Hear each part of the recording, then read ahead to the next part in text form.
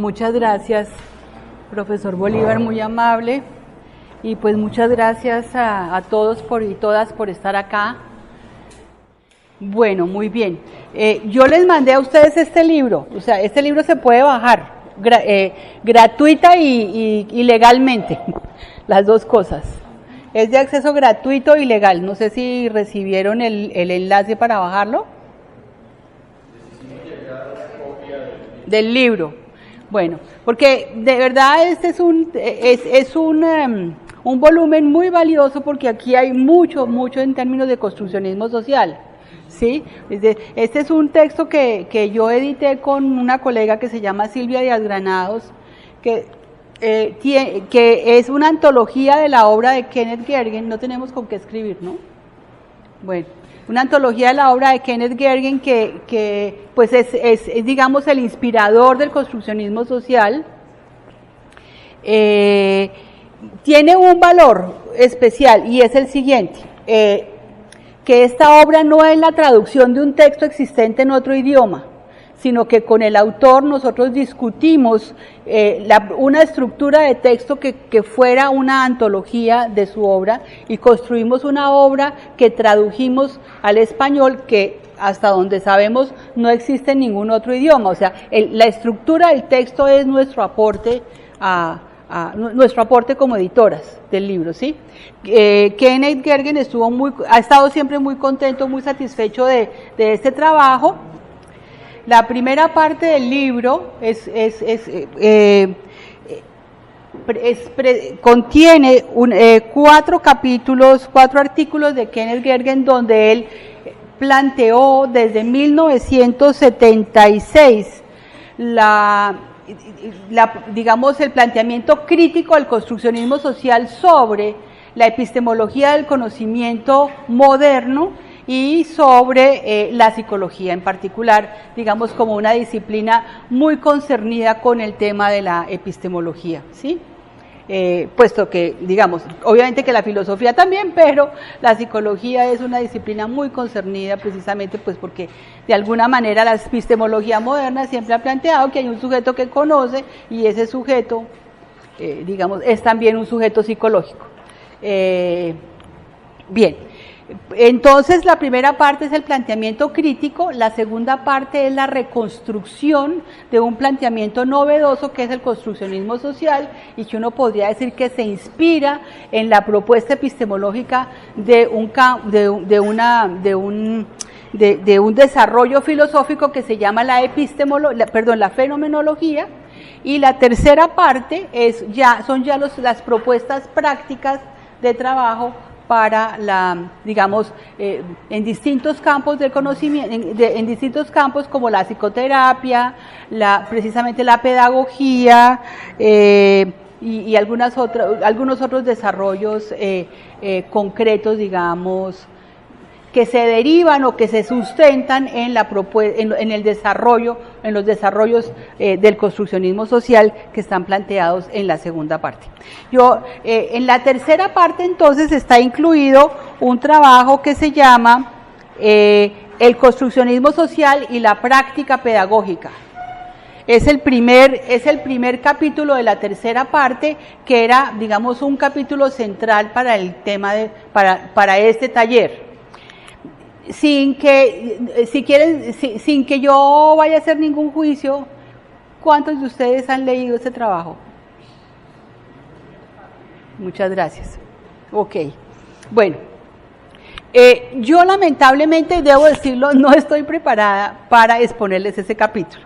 Yo tengo unas presentaciones que de alguna manera presumen que eso está leído. Me excuso, pero no lo tengo preparado para exponérselos.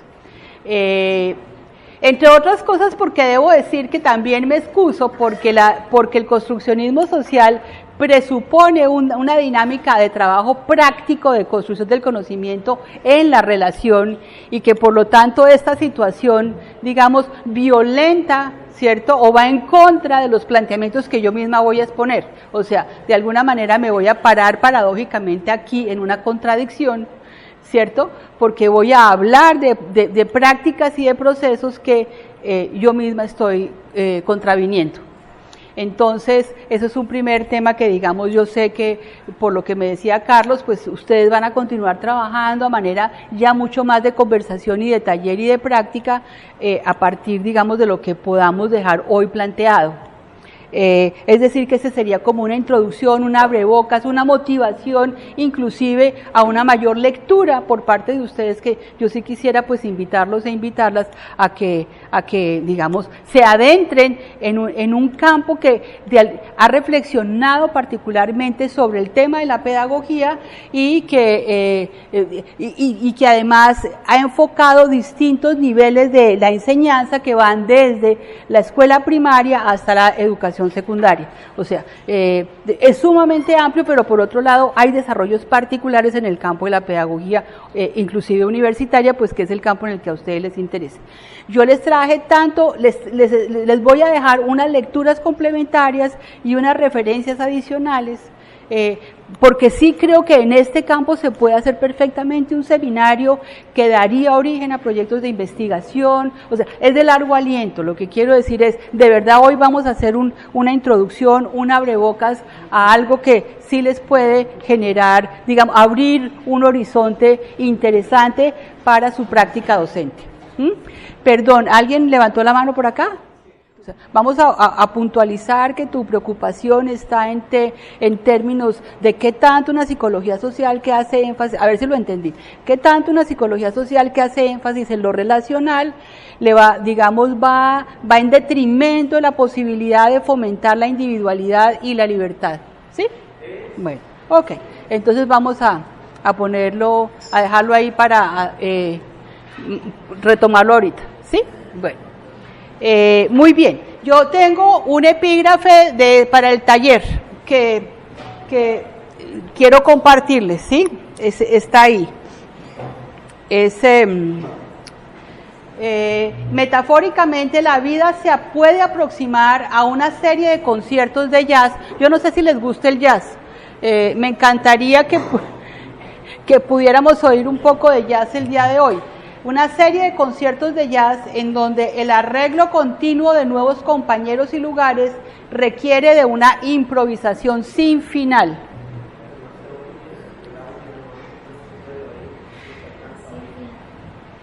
Bueno, repito, en todo caso está aquí en la pantalla. Metafóricamente, la vida se puede aproximar a una serie de conciertos de jazz en donde el arreglo continuo de nuevos compañeros y lugares requiere de una improvisación sin final. El jazz es un tipo de música muy interesante, justamente porque tiene un ritmo sincopado que no se puede anticipar. O sea, el jazz lo que maneja es la incertidumbre, la capacidad de dejarse sorprender en cada instante. Pero por otro lado, y eso es muy interesante, es ese proceso de improvisación colectiva que es una construcción, a partir de un tema, la capacidad de un grupo de músicos de generar un producto digamos, un producto conjuntado, con base en los aportes de cada uno.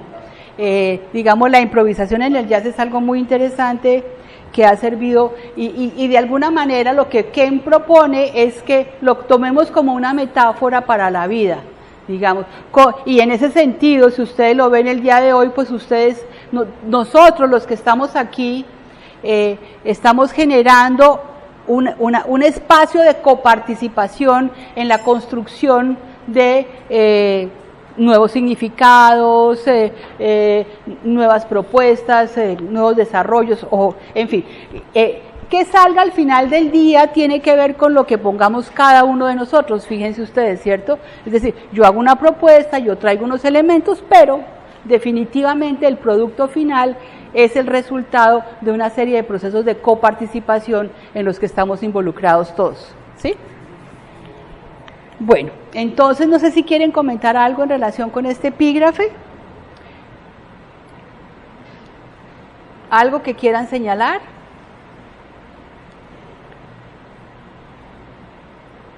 Bueno, ¿qué pienso yo de, entonces, de lo que vamos a hacer hoy? Podemos pasar a la siguiente presentación. ¿Me ayudas, Alejandra, por favor? Muchas gracias. Que vamos a ir sintonizando, ¿sí? Y en ese sentido, digamos, vamos a ir transformando el programa, ¿cierto?, previsto a lo largo del día. La que dice principios, conversación 1, arriba. Sí, perfecto. Bueno, no sé si alcanzaron a ver que yo dirijo una organización que se llama KIRA, que es el Centro Latinoamericano para el Desarrollo de la Cultura Colaborativa. Les traje un brochure para quien le interese pueda tomar uno. Por supuesto, está a su voluntad. Bien, entonces, como les decía, pues voy a empezar muy lentamente y espero que puedan tener toda la participación que quieran. Esta va a ser una conversación, de manera que podamos ir justamente sintonizando. No nos conocemos, yo no sé qué bagaje, qué equipaje trae cada uno de ustedes a este escenario, ¿no es cierto? De manera que, por favor, todas las preguntas, todas las inquietudes, todos los cuestionamientos son bienvenidos. Bueno, entonces vamos a comenzar. Bueno, vamos a ver entonces en primer lugar los principales supuestos del construccionismo social de Kenneth Gergen. Esto lo formuló Kenneth Gergen incluso en 1987, en realidad la primera vez. Aquí, esta es una reformulación del 96, o sea, 10 años después. Bueno, entonces tenemos aquí, digamos, lo que Kenneth Gergen dice algo que es muy interesante y que va a ser como una característica del construccionismo social. Los construccionistas sociales en el mundo no son multitudes, pero sí están en todas partes. Es un poco lo que yo les planteaba en el programa que les mandé para esta jornada de hoy. Es que en construccionistas sociales hay en Europa, en Australia, en España, en América Latina, por supuesto en Norteamérica, en Nueva Zelanda, es decir, hay en muchas partes del mundo. Y dice Kenneth Gergen, pues no son muchos, pero en todo caso, ni tampoco están de acuerdo en todo, pero sí hay un núcleo de principios que comparten y esos son los que él plantea, los que están ahí. Bueno, digamos cada uno de estos, y ustedes me dirán hasta dónde hay que desarrollarlos. Podría tomarnos la mañana, si ustedes quieren, ¿sí? Porque son muy complejos. O sea, no son difíciles, sino que implican una gran elaboración. Entonces, pero por supuesto eso es indispensable hacerla, ¿no? Es decir, no la debemos obviar, porque como decimos es el núcleo de los principios, ¿no es cierto?, del construccionismo social. Entonces, nos vamos a quedar aquí tanto como sea necesario, ¿no? Digamos, ¿sí? Y ese es el ajuste que le vamos a hacer al programa. Bien, entonces, el primer principio, los términos mediante los cuales describimos el mundo y a nosotros mismos no están dictados por los objetos hipotéticos de tales descripciones. ¿Qué quiere decir eso? ¿Alguien me quiere ayudar? ¿Puedo volver a leer? Bueno, entonces voy a intentar recoger esta ronda, ¿les parece? Bueno, este debate que está aquí planteado y en el que vamos a seguir conversando, tiene como contexto lo que creo que todos ustedes conocen, y es, digamos, la epistemología moderna se ha movido, o se movió, digamos, en Occidente, en el debate entre dos tradiciones. Una, la racionalista, ¿cierto? Y otra, la empirista.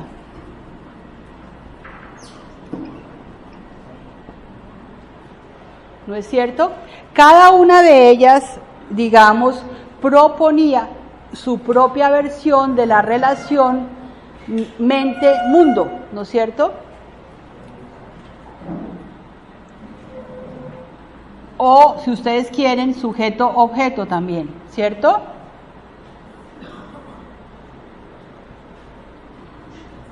Mientras que la racionalidad empirista decía que la mente era una tabula rasa y la realidad imprimía a través de sensaciones las cualidades de lo real, ¿cierto? Ocurría algo relativamente a la inversa en el caso del racionalismo. Era la mente la que ordenaba las señales de la realidad y construía unas estructuras y unas hipótesis como producto de su actividad mental, ¿no es cierto? Lo que nos dice Ken Gergen, y es lo que nos ha mostrado la historia, es que esto nunca se ha resuelto, sino que a lo largo de la historia hemos tenido una especie de movimiento pendular, donde en unos momentos de la historia la epistemología es más empirista y en otros momentos de la historia es más racionalista, pero no se resuelve, o sea, es un debate sin solución.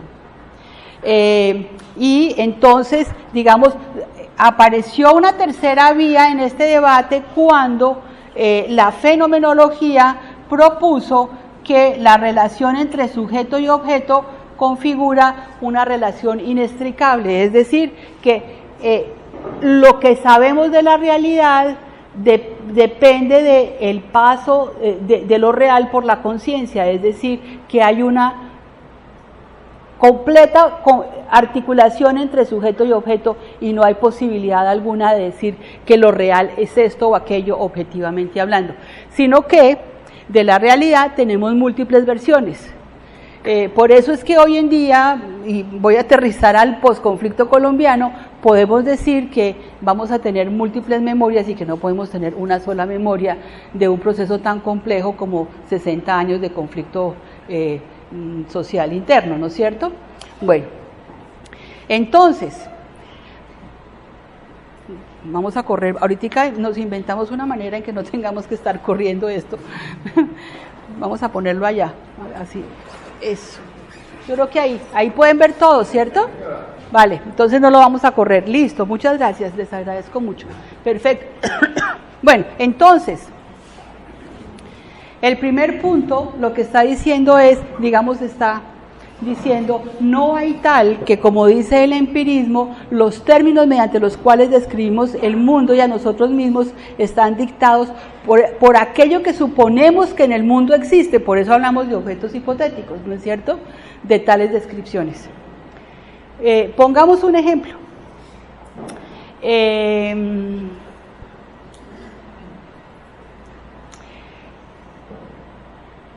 El ciclo del maltratador maltratante. Lo que se dice es, a esa persona la golpearon y la maltrataron cuando era pequeña, esa persona en el futuro será un maltratador, ¿cierto? Una verdad universal, objetiva, que estamos diciendo que se va a repetir siempre y en todo lugar. Esa es una manera de verlo. A unas señales, digamos, a unas señales de la realidad, entonces nosotros le ponemos unos nombres. Bueno, la experiencia, digamos, la historia muestra que hay muchas personas que en un momento dado de su vida dicen, yo no voy a maltratar nunca a un hijo mío, aunque a mí me maltrataron cuando yo era pequeño, justamente porque voy a romper esa historia, ¿cierto? Bien, entonces, pues hay ahí, digamos, no hay tal que el mundo, digamos, que el mundo esté, que el mundo esté afuera para ser conocido. De hecho, hay filósofos contemporáneos como Richard Rorty, que lo que va a decir, digamos, va a ser una gran crítica a la forma como la filosofía occidental ha utilizado la metáfora del espejo para referirse a la mente que conoce, o sea, la mente es un espejo en el que se refleja la realidad. Esa es la metáfora, digamos, que ha criticado Richard Rorty, que le recomiendo muy especialmente porque en realidad aporta muchísimo a este debate.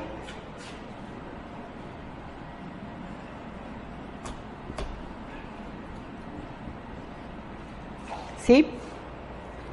Y entonces, digamos, va a criticar esta idea de tabula rasa o de mente como espejo, ¿no es cierto? ¿Sí? Pues vamos a seguir dando argumentos en este sentido, este no es el único, vamos a continuar trabajando a lo largo de la exposición en este tema. ¿Está bien el primer punto? ¿Está bien o no? O sea, ¿más comprendido?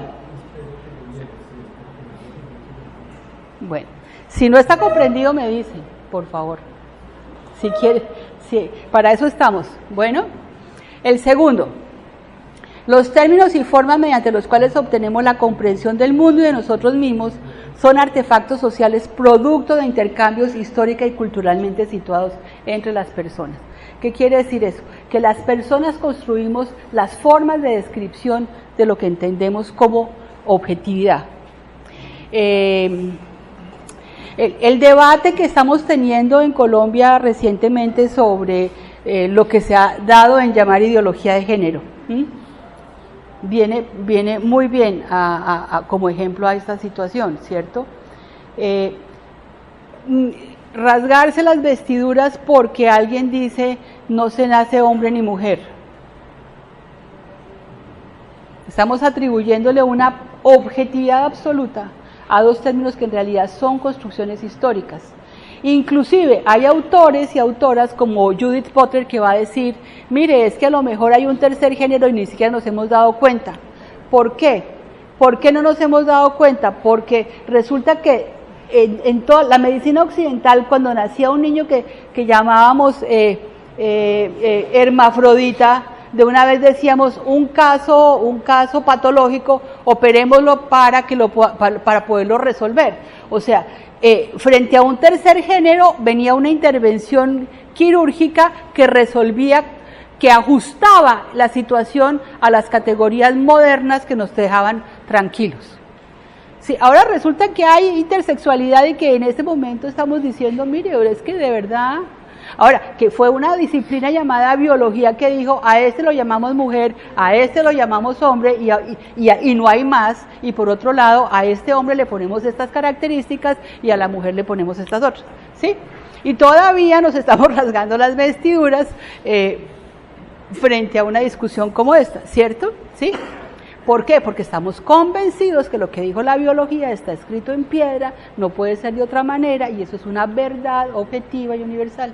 Y resulta que ha sido la manera como históricamente hemos construido unos significados con los cuales hemos interpretado las diferencias biológicas entre las personas, ¿cierto?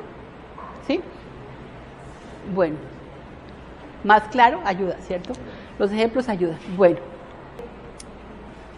tal vez lo primero es decir que, digamos, yo personalmente, y me parece que hay algunos, digamos, otros intelectuales que están de acuerdo en considerar que la solución al problema, al debate entre empirismo y racionalismo, que también es un debate, digamos, que implica la categoría dualista mente-realidad y mente-cuerpo, esos dos dualismos, ¿cierto?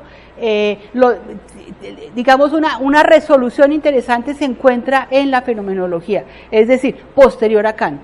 Digamos, Kant sí avanza muchísimo, pero en todo caso Kant queda instalado en la idea de razón, cuerpo, mente y realidad, mente-realidad, ¿cierto?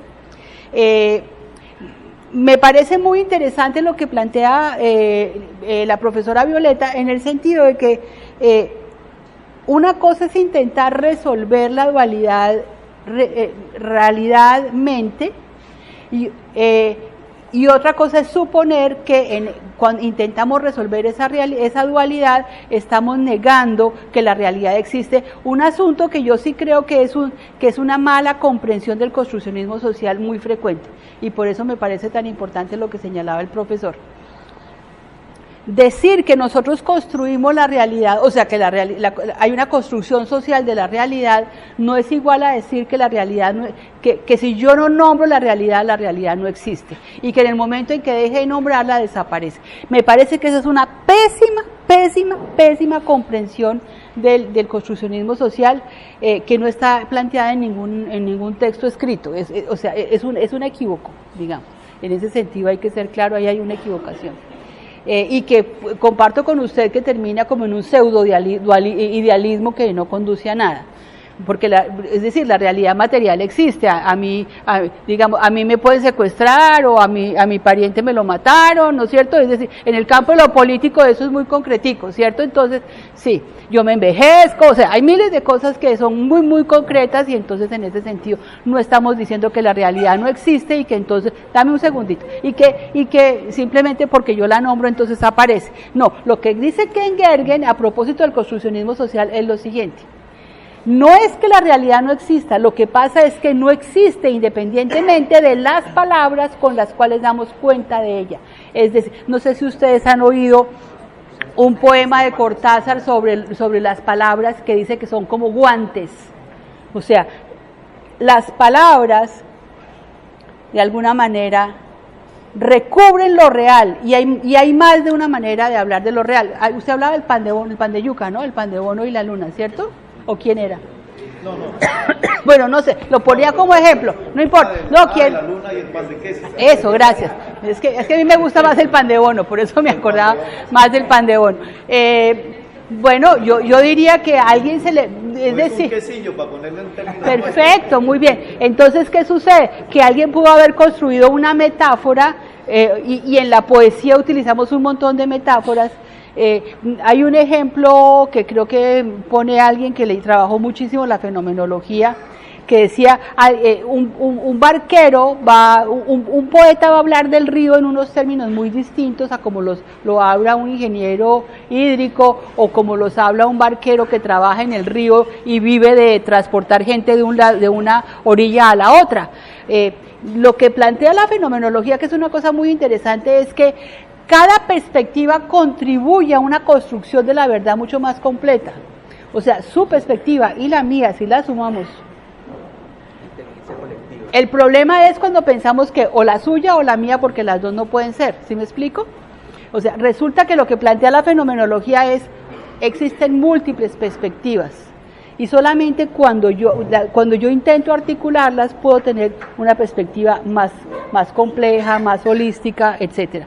Esa es una cosa que, digamos, contribuye. Antes de seguir adelante, yo quería en todo caso retomar su planteamiento de la diferencia entre sexo y género, y lo que sucede con la biología. O sea, mire, lo que ha acontecido históricamente en la modernidad es que nosotros creemos que lo que provenga de las ciencias duras está escrita sobre piedra, mientras que lo de las ciencias sociales lo podemos revisar, ¿cierto? Eso es un poco como en las ciencias sociales podemos debatir, revisar, cambiar, pero eso sí, lo que viene de las ciencias naturales y de las ciencias duras está escrito en piedra.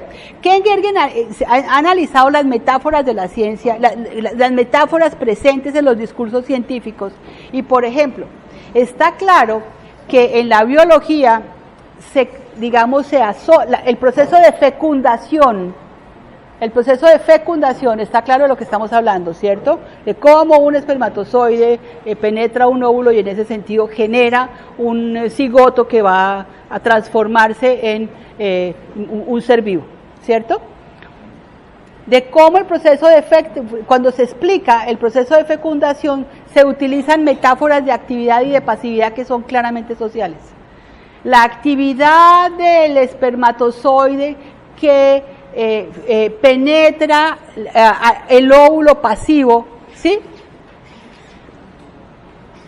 Fíjense cómo empezamos a construir la masculinidad con base en unas metáforas y la feminidad con base en unas metáforas que en realidad no dependen de las características morfológicas. De eso es a lo que nos estamos refiriendo. O sea, de alguna manera entonces lo femenino queda, y bueno, claramente lo que se dice es el huevo no es pasivo, el huevo tiene un movimiento, el huevo tiene unas transformaciones permanentes a lo largo del ciclo menstrual, y además de eso se mueve, ¿cierto?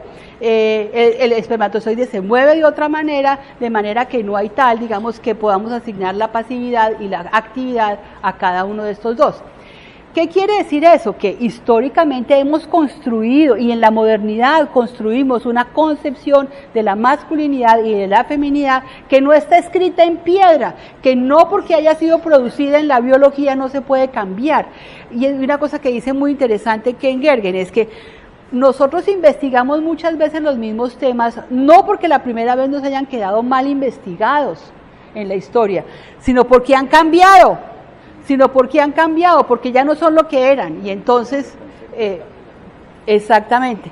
Bueno, me falta un temita porque el profesor habló ya de lo del sujeto, o sea, bueno, yo no voy a adentrarme en el tema del sujeto porque me sacaría demasiado a un tema, digamos que no es central en este debate, y voy a decir, porque sé que estoy diciendo una herejía, porque aquí lo que estamos diciendo es lo que importa es la interacción. Lo que importa es el proceso de construcción de significado en la relación y por lo tanto en la negociación. Yo simplemente les diría que ya Piaget, que es constructivista pero no construccionista, ¿sí? Y que es uno de los buenos ejemplos de constructivismo, decía que nosotros somos bastante parecidos a nuestros papás. O sea, no hay tal, llegando a la individualidad, que seamos tan distintos como que yo no creo en esa idea filosófica, no sé si romántica o de que somos únicos e irrepetibles. Yo creo que somos bastante parecidos, o sea, que somos sujetos de nuestro tiempo, que somos sujetos de nuestro lugar de origen y que somos bastante parecidos a nuestros papás. Yo creo que yo creo que si hay algo que ha mostrado, digamos, debates psicoanalíticos es hasta donde uno dice, las mujeres cuando, por ejemplo, empezamos a ejercer la maternidad y algo, terminamos diciendo, pero ¿por qué es que estoy repitiendo todas las cosas que a mí me gustaban tan poquito de mi mamá? ¿No? Cosas de ese estilo suceden. Entonces, bueno, quiero decir, como les decía, cada uno de estos puntos daría para un debate de más de un día. Por eso tenemos que como pasar y comprimir, pero pues estoy intentando dejar las cosas relativamente sentadas. ¿Qué quiere decir? Que a Ken Gergen no le asusta la palabra relativismo. No, es decir, ¿por qué? Porque no hay una única verdad. La verdad no está escrita en piedra. La verdad es histórica, la verdad es contextual. Ahora, no quiere decir que todo valga, no quiere decir que vamos a cualquier cosa que a mí se me ocurra, tiene que valer porque pues se me ocurrió, no. O sea, hay una dinámica lógica del debate, hay una dinámica de la argumentación, ¿cierto? Pero esa dinámica del debate y la argumentación está ubicada en un contexto, en un contexto histórico y social particular. Incluso tiene unas intencionalidades específicas, como lo señalaba el profesor, en el sentido de que también lo que afirmamos sobre la realidad está basado en unas intencionalidades y en unos valores. Volviendo al proceso de paz. Le recomiendo, profesor, especialmente un artículo de la revista Arcadia, de la penúltima revista Arcadia, que es un artículo de María Emma Wills, no sé si sabe quién es ella. Ella es una politóloga de la Universidad de los Andes que trabaja en el Centro Nacional de Memoria Histórica y que asesoró el proceso, hizo uno de los documentos de memoria histórica que se aportaron para el proceso del debate. O sea, fíjese cómo han procedido, tratando de generar un contexto de memoria histórica que ellos van a suponer que en el campo de la historia es como quien dice lo más objetivo, pero lo más objetivo significa que hay 12 puntos de vista que son eso, puntos de vista de historiadores, que en todo caso manejan, digamos, tienen la capacidad de manejar una lógica histórica que no es la que, como quien dice, la mía, ¿cierto? Y en ese sentido usted tiene razón. Por ejemplo, miren en lo que ha avanzado el debate en el proceso de paz. Por ejemplo, cuando hace 6 años, cuando esto empezó, este último proceso, en las organizaciones de defensoras de los derechos humanos de las víctimas había un consenso y era el siguiente: la memoria de las víctimas es la memoria objetiva del conflicto armado. Y resulta que, por ejemplo, ¿qué pasa con las memorias de otros? ¿Cierto? Empieza a hacer la pregunta. la memoria de los empresarios, la memoria de los guerrilleros, los grupos armados, hay otras memorias. Sí, bueno, y entonces, digamos, en el paso de estos 6 años se ha llegado a que, en efecto, la memoria de las víctimas es una memoria muy importante y muy respetable, pero no es la única. O sea, que hay otras memorias. Y si ustedes leen ese artículo de María Emma Wills de la revista Arcadia, la penúltima, ¿qué es lo que ella va a decir? Que han llegado a la conclusión de que va a haber múltiples memorias del proceso, no va a haber una sola. No va a haber una sola. Ahora, decantadas, debatidas, contrastadas, perfecto, sí, pero no va a haber una sola memoria. ¿Sí? Aquí el énfasis es en comprender cómo es que construimos sentido colectivamente. Digamos, me parece que ese es el énfasis fundamental y de alguna manera, digamos, entender que lo que pasa es que hemos sido formados en alguna de esas tradiciones. Lo más importante es eso. No es tanto que no entendamos otra cuanto que mantenemos las categorías de una tradición en la que fuimos formados. ¿Qué quiere decir esto? Que es relativamente simple apropiarse del debate construccionista social bien apropiado. Sin embargo, es muy difícil pasar a hacer investigación que respete la propuesta construccionista social. ¿Por qué? Porque tenemos una tradición que nos moldea en otro sentido, ¿cierto? Digamos, ese es el punto. ¿Cómo dar el paso no solamente a entender este debate, sino, si me interesa, apropiármelo para analizar, para reflexionar, para analizar y para investigar. Yendo a eso, me parece muy importante en todo caso, estoy completamente de acuerdo con que la división del conocimiento en compartimentos estancos no ha ayudado casi en nada, y pues hay muy buenas historias de las ciencias sociales, incluyendo la de Wallerstein, que se la recomiendo a quien no la conozca, que realmente ayuda muchísimo a entender todo lo que hemos perdido en ciencias sociales a medida que las ciencias sociales se han dividido de esta manera, ¿cierto? Porque pasan dos cosas. Justamente lo que el profesor señalaba es que el lenguaje, que es una construcción social, porque ningún ser humano aprende a hablar si no está en sociedad, ¿cierto? Si no está en relación, eso es una cosa muy importante.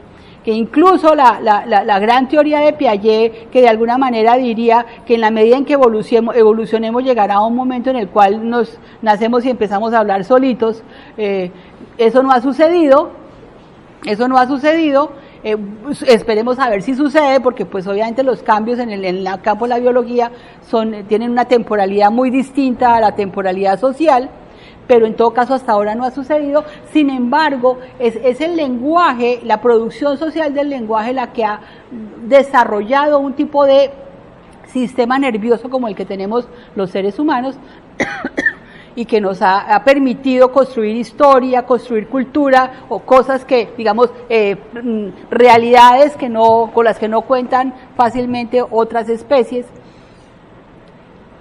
Y, digamos, la gran crítica frente a eso y a la división del conocimiento en compartimentos estancos que se ha hecho es que la psicología como disciplina, como ciencia, se apropió de la epistemología propia de la física, que es una epistemología analítica, es decir, que descompone la realidad hasta los más mínimos elementos, porque considera que es entendiendo el mínimo elemento, sumando, como va a poder comprender una realidad más compleja.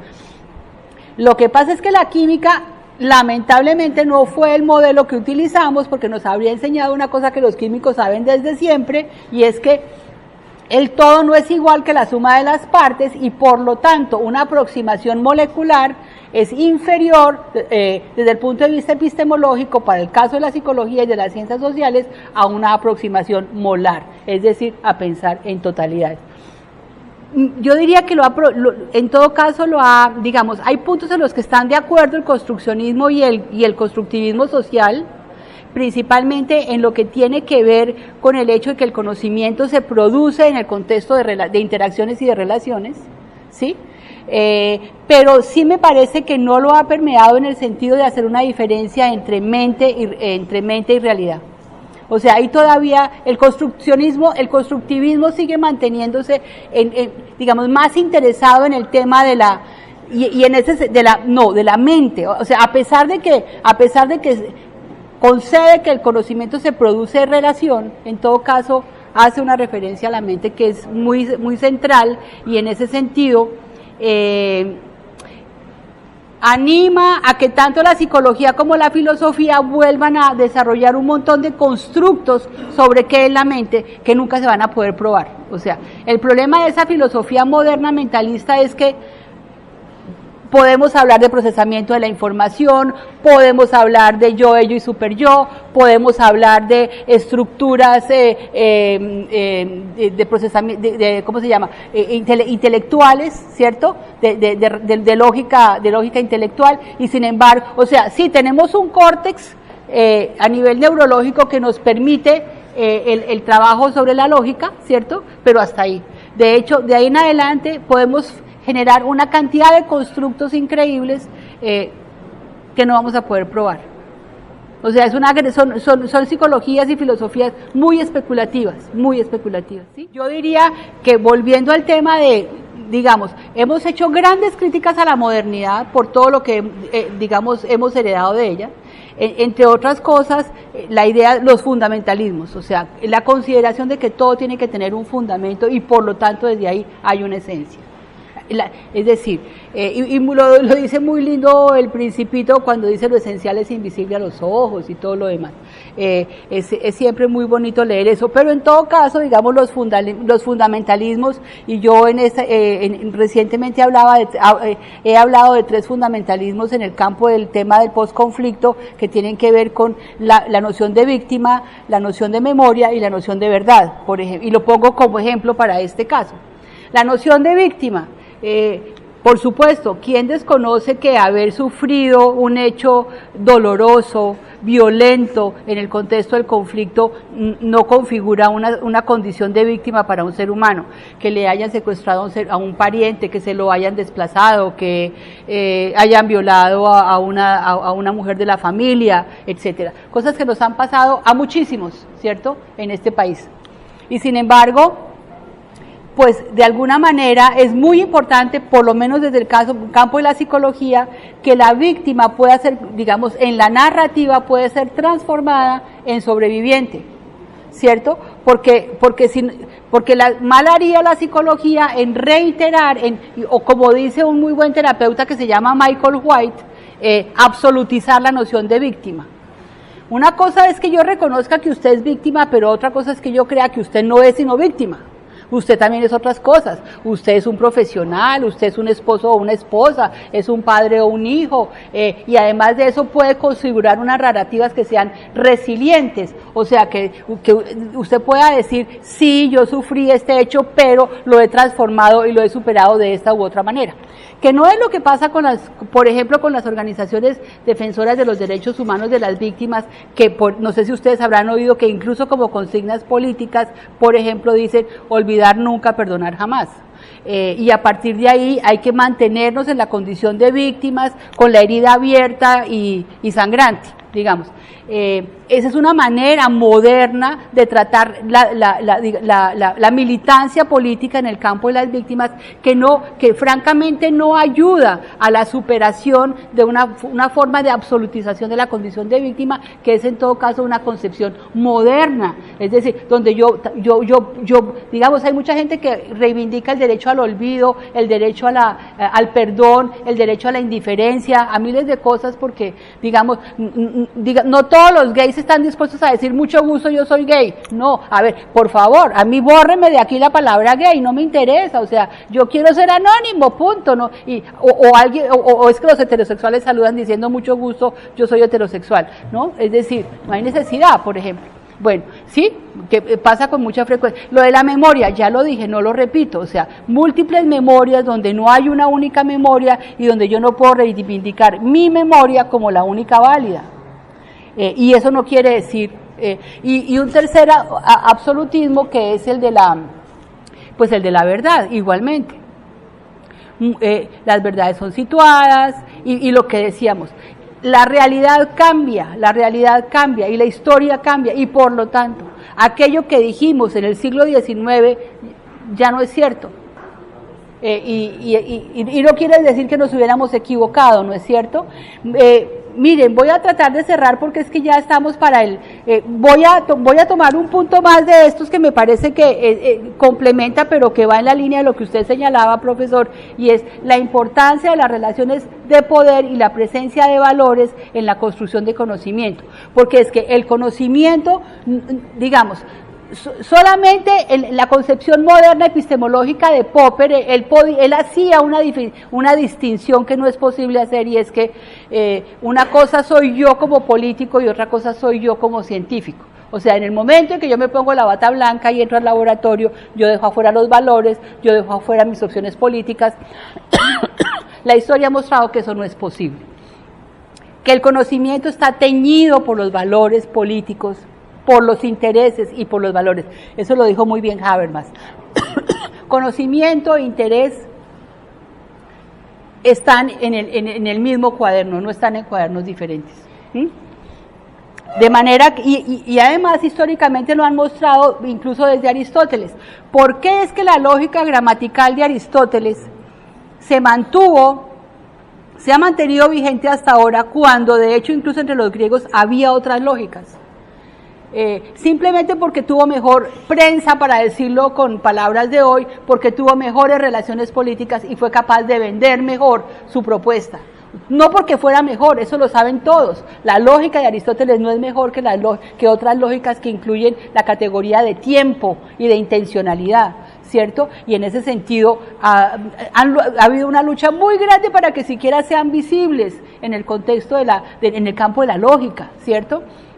De manera que sí hay, como quien dice, unas relaciones de poder y unos intereses y unos valores que tiñen la investigación. Popper lo mostró muy bien cuando dijo: hay unos a priori históricos que determinan la forma como construimos la ciencia, como producimos conocimiento y como hacemos investigación.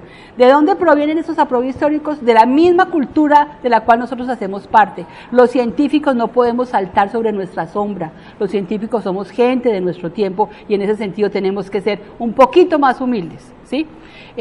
Yo les pido que terminemos acá, hagamos un descanso para que regresemos.